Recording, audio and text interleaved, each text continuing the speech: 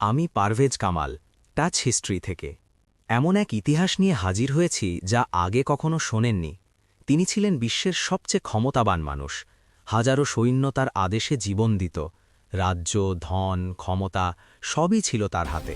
তবুও এক রাতে ইতিহাস বলে এই শাসক কেঁদেছিলেন। কেন? ক্ষমতার শিখরে এই শাসক ছিলেন উমর ইবনুল খাত্তাব রাদিয়াল্লাহু আনহু, একজন মানুষ যার শাসনে কাঁপত রোম ও পারস্য, যার নাম শুনে শত্রুরা ভয়ে থমকে যেত। কিন্তু তার ক্ষমতা এসেছিল তলোয়ার নয়, ন্যায়ের উপর ভর করে। রাতের নগরী। এক গভীর রাতে ওমর রাদিয়াল্লাহু আনহু বের হলেন মদিনার রাস্তায়। কোনো প্রহরা নেই, কোনো রাজকীয় পোশাক নেই।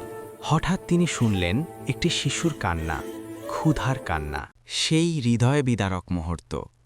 এক দরিদ্র মা হাঁড়িতে শুধু পানি ফুটাচ্ছেন। শিশু ভাবে খাবার আসছে। ওমর রাদিয়াল্লাহু জিজ্ঞেস করলেন, খাবার দিচ্ছেন না কেন?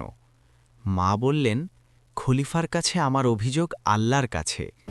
এই কথা শুনে ইতিহাস বলে সবচেয়ে ক্ষমতাবান শাসকের চোখ ভিজে গেল।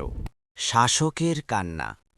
উমর রাদিয়াল্লাহু নিজ হাতে খাদ্য বহন করলেন। কেউ বলল, আমি বহন করি। তিনি উত্তর দিলেন, কিয়ামতের দিন কি তুমি আমার বোঝা নেবে? এই কথা শুধু ইতিহাস নয়, এটা নেতৃত্বের সংজ্ঞা। কর্তব্য ও ন্যায়।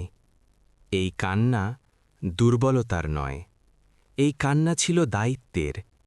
এই কান্না ছিল আল্লাভীতির। এই কান্না ছিল এমন এক ক্ষমতার যেখানে শাসক কাঁদে আর প্রজা নিরাপদে ঘুমায়। আমাদের শিখন। আজ আমরা ক্ষমতা খুঁজি, কিন্তু ওমর রাদিয়াল্লাহু খুঁজেছিলেন আল্লাহর কাছে জবাবদিহি।